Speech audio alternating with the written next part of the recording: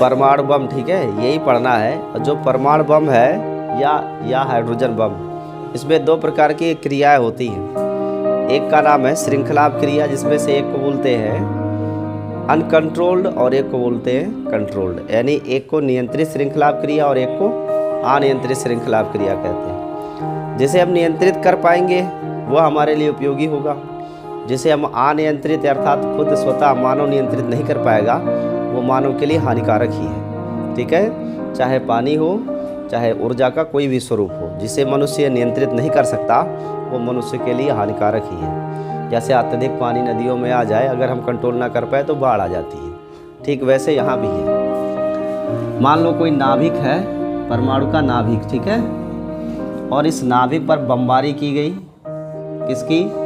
Neutron की। और इस न्यूट्रॉन की बमबारी से ये नाभिक फिर से कई छोटे छोटे नाभिकों में टूट जाएगा। मान लेते हैं 2 नाभिक बन गए। अब इनमें से भी पुनः क्या उत्पन्न होंगे? न्यूट्रॉन। और फिर ये 3 न्यूट्रॉन निकलते हैं, यहाँ से भी 3 न्यूट्रॉन निकलेगा। फिर ये एक न्यूट्रॉन फिर से 3 नाभिकों को तोड़ेगा,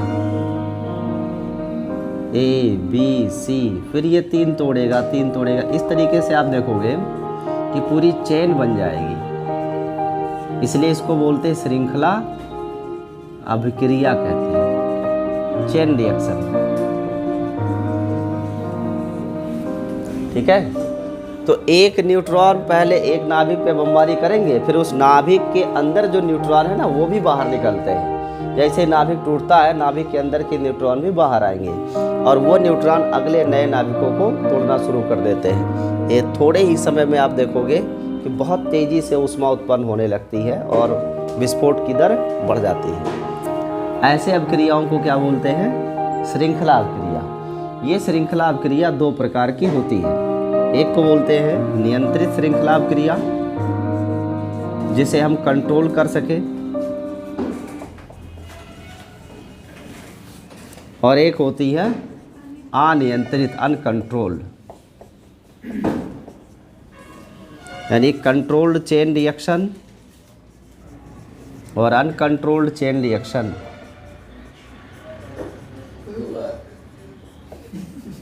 एग्जाम में कई बार क्वेश्चन पूछा जाता है कि नियंत्रित श्रृंखला अभिक्रिया का उदाहरण दीजिए, तो इसका उदाहरण होगा नाभिकीय रिएक्टर।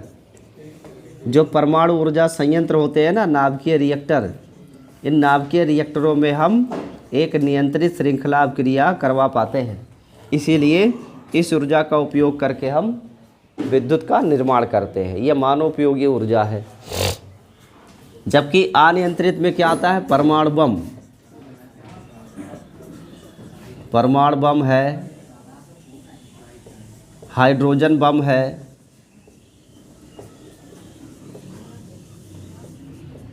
ये जो परमाणु बम या हाइड्रोजन बम है, इसमें एक बार अभिक्रिया शुरू हो जाती है तो फिर हम इसे कंट्रोल नहीं कर पाते और ऊर्जा की इतनी विशाल मात्रा मुक्त हो जाती है कि आसपास कई वर्ग यानी 1000 वर्ग किलोमीटर के अंदर जीवन का कोई अस्तित्व ही नहीं रह जाता। लोग समूल नाश हो जाते हैं, अर्थात जितना जीवन है, चाहे वो पौधे हो या जीव, सब नष्ट हो जाते हैं। नाभिकीय रिएक्टर में से कुछ बातें हैं, जैसे कि इसमें ईंधन क्या प्रयोग किया जाता है, तो ईंधन के रूप में क्या यूज़ करते हैं? यूरेनियम। इसका ईंधन क्या है? यूरेनियम ही है। और दूसरा आता है क्वेश्चन कि इस रिएक्टर में मंदक का काम कौन करता है? मंदक का मतलब जो अभिक्रिया की दर को धीमा करने का काम करता है। तो मंदक के रूप में क्या यूज़ करते हैं? कैडमियम की छड़ें, कैडमियम या बोरान की छड़ें यूज़ करते हैं और ये छड़ें न्यूट्रॉनों को ऑब्जर्व कर लेती है, जिससे स्पीड थोड़ी कम हो जाती है। शीतलक के रूप में किसका उपयोग करते हैं? शीतलक यानी ठंडा करने के लिए भारी जल का उपयोग करते हैं। और ये जो नाभिकीय रिएक्टर है अधिकतर वहाँ बनाए जाते हैं जहाँ जल स्रोत बड़ा हो, जैसे समंदर किनारे या वहीं नदी के आसपास जहाँ जल हमेशा रहता हो। इसमें से ये क्वेश्चन पूछ लेता है कि नाभिकीय रिएक्टर का ईंधन कौन है? यूरेनियम। मंदक के रूप में किसे यूज़ करते हैं? कैडमियम या बेरिलियम की छड़ें। और शीतलक के रूप में भारी जल या शुष्क कार्बन डाइऑक्साइड का उपयोग किया जाता है। जो परमाणु बम है इसमें ईंधन के रूप में क्या यूज होता है? यूरेनियम या फिर पोलोनियम, प्लूटोनियम। और हाइड्रोजन बम में भी यही होता है, यूरेनियम या प्लूटोनियम होता है। ठीक है, जो मैं आपको पढ़ाने जा रहा हूँ वो परमाणु बम है, क्योंकि पहला हम लोग अनियंत्रित श्रृंखला क्रिया ही पढ़ रहे हैं। तो ये परमाणु बम बनता कैसे है और परमाणु बम बनाया किसने था? अल्बर्ट आइंस्टीन के ही कॉन्सेप्ट से बना हुआ है।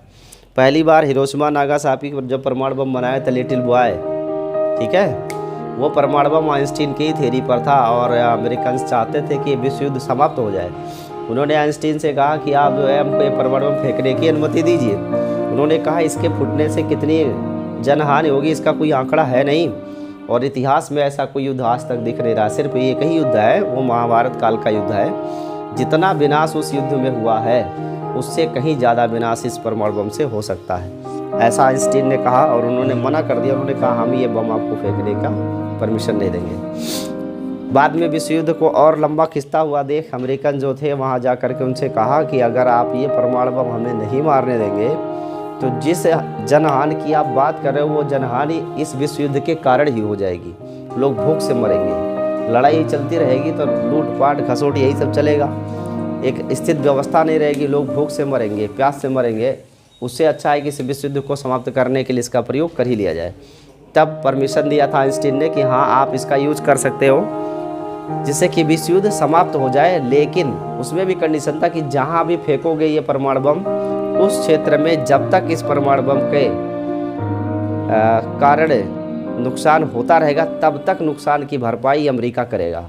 तो जापान का अभी तक जो दोनों क्षेत्र था हिरोशिमा और नागासाकी, उसमें युद्ध के हार जाने के रूप में अमेरिका जापान को सिक्योरिटी भी देता था और उनको पैसे भी देता था जिससे कि वहाँ के लोगों का जीवन सही हो सके। ये परमाणु बम बनाते कैसे हैं? देखो, परमाणु बम में पहले तो एक बड़ी सी शील्ड होगी, ऐसी एक शील्ड होगी जिसके अंदर हम यूरेनियम को या थोरियम को रखेंगे। इसके बाद एक कैप लगा होगा जो स्ट्रांग होगा, जो बिल्कुल क्लोज्ड होगा जिससे कि रेडिएशन बाहर ना आ पाए। और इसके अंदर एक चाबी लगी होगी, यहाँ पे ये की है जिसे चाबी कहते हैं, और ये की नुकीली बनाई जाती है ऐसे इस तरीके से। और ये जो की बनाया जाता है ये की भी किसका होता है? यूरेनियम का ही होता है, ठीक है। लेकिन इस टुकड़े का द्रव्यमान मान लो m1 है तो m1 का मान छोटा होगा किससे? mc से। mc क्या है? Critical mass. क्रिटिकल मास अर्थात हिंदी में बोले तो क्रांतिक द्रव्यमान। यानी जो एक टुकड़ा हमने लिया है उस टुकड़े का द्रव्यमान क्रांतिक द्रव्यमान से कम होगा। क्रांतिक द्रव्यमान का मतलब वह न्यूनतम द्रव्यमान जिसमें रेडिएशन नहीं होता है। इस द्रव्यमान को हमेशा कम ही रखेंगे टुकड़े का। और दूसरा टुकड़ा इसके ठीक नीचे होता है ऐसे अलग, ऐसे एक बड़ा सा टुकड़ा होगा जो यहाँ रहेगा, रखा हुआ है। जस्ट इमेजिन ये दूसरे टुकड़ा भी किसका होगा? यूरेनियम का या प्लूटोनियम का। दोनों टुकड़े एक ही पदार्थ के होंगे, लेकिन इसका भी जो क्रांतिक द्रव्यमान से कम ही द्रव्यमान लिया जाता है। तो दोनों टुकड़े अलग अलग रखे जाते हैं और दोनों टुकड़ों का क्रांतिक द्रव्यमान से कम द्रव्यमान रखा जाता है जिससे इनमें से स्वतः विघटन की घटना ना होने पाए। होता क्या है कि जब इसको हम ऊपर से गिराते हैं ना, ऊपर से, तो यहाँ की लगी होती है चाबी जिसकी वजह से टुकड़े अलग होते हैं।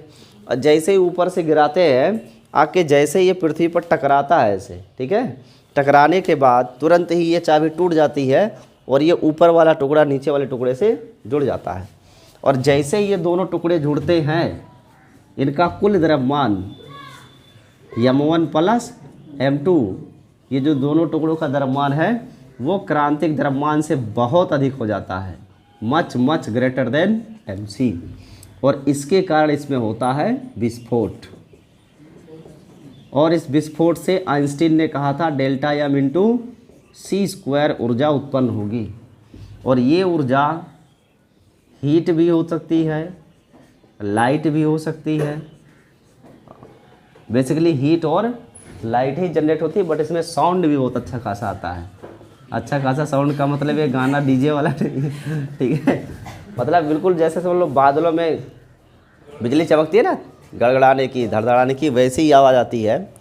और इससे इतनी ऊष्मा उत्पन्न होती है कि कुछ ही सेकंड में 10 की घात 7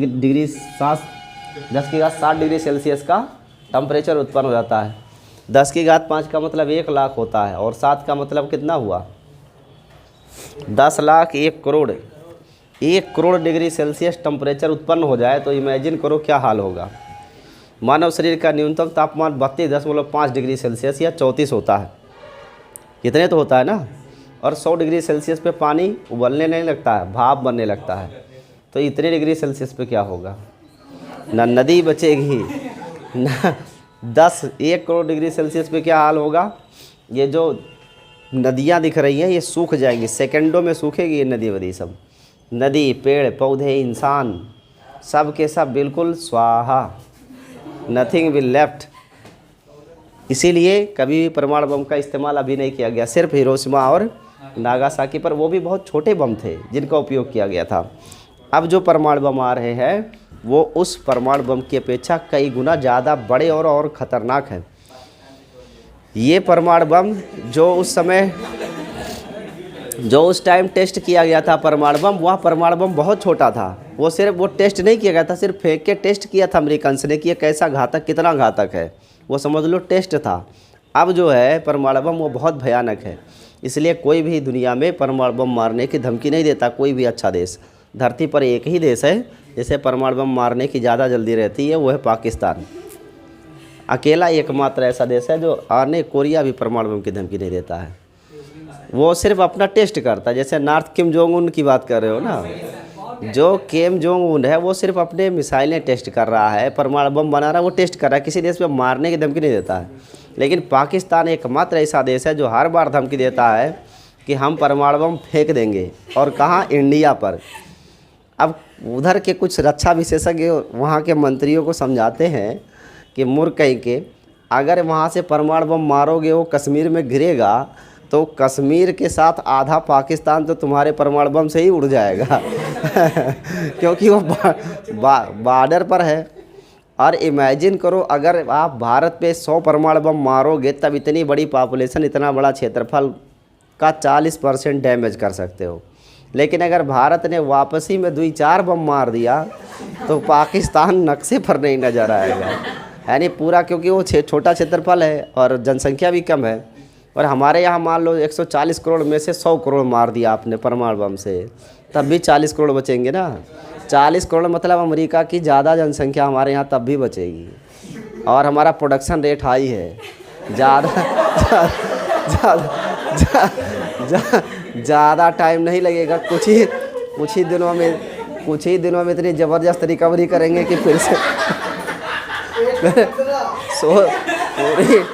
पूरी दुनिया को सोचना पड़ेगा, ठीक है। ये मजाक नहीं कर रहे, ये मैं आंकड़े बता रहा हूँ, आप भले ही हंसो। जब हम आज़ाद हुए थे 1947 में भारत की कुल जनसंख्या 37 करोड़ थी, 30 करोड़ से कम, 37 करोड़ थी, जिसमें से पाकिस्तान अलग हो गया था, तो 30 करोड़ लोग बचे थे। 30 करोड़ जनसंख्या 1947 में थी, अभी 75 साल भी नहीं हुए हैं और 140 करोड़ हो चुके हैं हम, मतलब 100 साल भी नहीं पूरा हुआ है, एक पीढ़ी पूरी गुजरी नहीं है, हमने 4 गुना कर लिया अपने आप को, लगभग 5 गुना हो गए हैं, 140 करोड़ पहुंचने वाले हैं। तो इतनी लंबी जनसंख्या नहीं, रिकवरी रेट हमारा हाई है। तो अगर दूसरे प्रदेशों को ध्यान दें, सो फिलहाल ये तो रही ऐसे जोक की बात है, लेकिन ध्यान में रखिएगा ये परमाणु बम कभी भी इस्तेमाल नहीं किया जाता है, ये कभी नहीं इस्तेमाल किया था, और कोई भी अच्छा देश इसकी इस्तेमाल की सलाह किसी को नहीं देता। ये आप नोट कर लीजिए। देखो अब सीखते हैं हाइड्रोजन बम।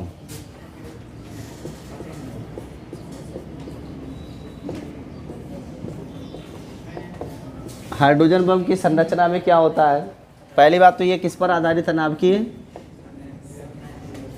संलयन अभिक्रिया पर आधारित है। और याद रखिएगा संलयन अभिक्रिया के लिए नो रिएक्टर का क्या मतलब है, आज तक कोई संलयन रिएक्टर हम नहीं बना पाए। जैसे न्यूक्लियर नाभिकीय रिएक्टर बनाए जाते हैं ना, जिसमें नाभिकीय विखंडन को, यूरेनियम को तोड़ करके परमाणु ऊर्जा का उपयोग करके बिजली बनाते हैं, लेकिन संलयन रिएक्टर आज तक नहीं बना, क्योंकि इस सब क्रिया को हम नियंत्रित नहीं कर पा रहे हैं। होता क्या है हाइड्रोजन बम, ध्यान से समझिए। इसका एक केंद्रीय भाग होता है, कोर, बिल्कुल केंद्र में। ये भाग एक तरीके का क्या, परमाणु बम होता है। यानी इसके सेंटर में क्या होता है, परमाणु बम। या तो ये प्लूटोनियम का होगा या फिर यूरेनियम का होता है। और इसके ऊपर ऐसे चिपके रहते हैं क्या, एक मोटी सी परत चढ़ा दी जाती है, यूरेनियम की नहीं, ये उस पदार्थ को जिसके लिए नाभिकीय संलयन होना है, जिनके नाभिकों का संलयन होना है, उसकी एक परत चढ़ाते हैं, इसलिए इसे संलयक पदार्थ कहते हैं। और संलयक पदार्थ के रूप में हाइड्रोजन यूज करते हैं या लिथियम हाइड्राइड का उपयोग करते हैं, ठीक है। फिर इसके बाद एक मोटी परत चढ़ाते हैं, किसकी, यूरेनियम की एक परत और इसके ऊपर लगाई जाती है।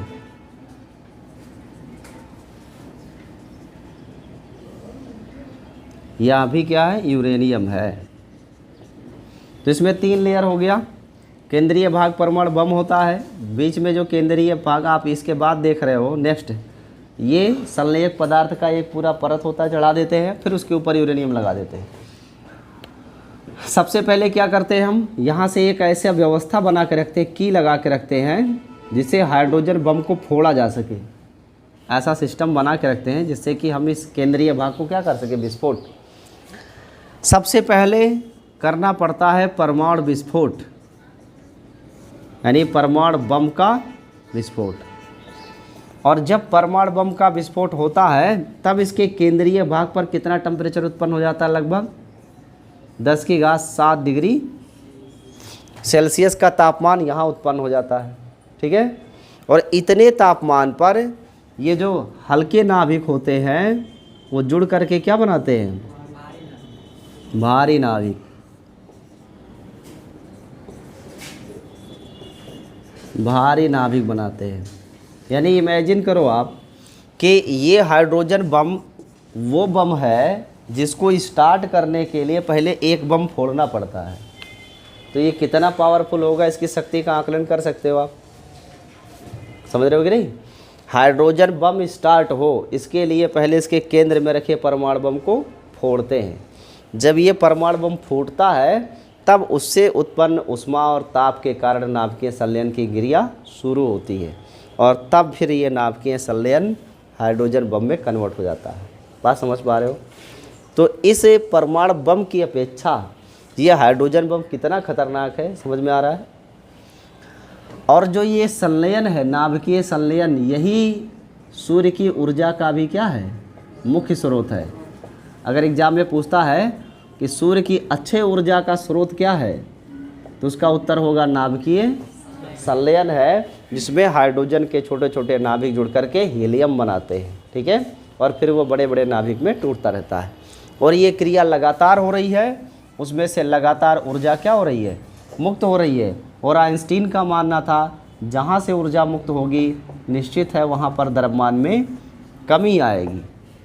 इसलिए सूर्य का द्रव्यमान धीरे धीरे कम हो रहा है, और द्रव्यमान कम होने की वजह से केंद्रीय भाग की डेंसिटी क्या हो रही है, यानी घनत्व कम हो रहा है। और घनत्व कम होने से सूर्य क्या हो रहा है, फैलता जा रहा है, फैलता जा रहा है, बड़ा होता जा रहा है। जब ये छोटे क्षेत्र में बधा रहेगा द्रव्यमान तो घनत्व कम होगा, और जब द्रव्यमान नष्ट होगा तो घनत्व का मान क्या होगा, घटता जाएगा। और जब घनत्व कम होगा तो निश्चित है आकार क्या होगा, बड़ा। जैसे कहीं फर्श पे आप एक लोटा पानी उड़ेल दो, वो जितनी दूर फैल जाएगा उतनी उसी जगह पर आप एक लोटा शहद उड़ेल के देखो, उतना नहीं फैलेगा। समझ रहे हो कि नहीं। तो जब डेंसिटी कम होगी तो नेचुरली वॉल्यूम क्या होता है, बढ़ जाता है, क्षेत्रफल बढ़ जाता है। इसीलिए सूरज का आकार बड़ा होता जा रहा है, और उसके केंद्र से धीरे धीरे द्रव्यमान नष्ट हो रहा है। तो अच्छे ऊर्जा का स्रोत यही है, और इसे परमाणु बम को आप बना लीजिए। And that's all. आज तक जितने ही बम बने हैं उसमें से इतना ही। आगे बम के बारे में देखा जाएगा।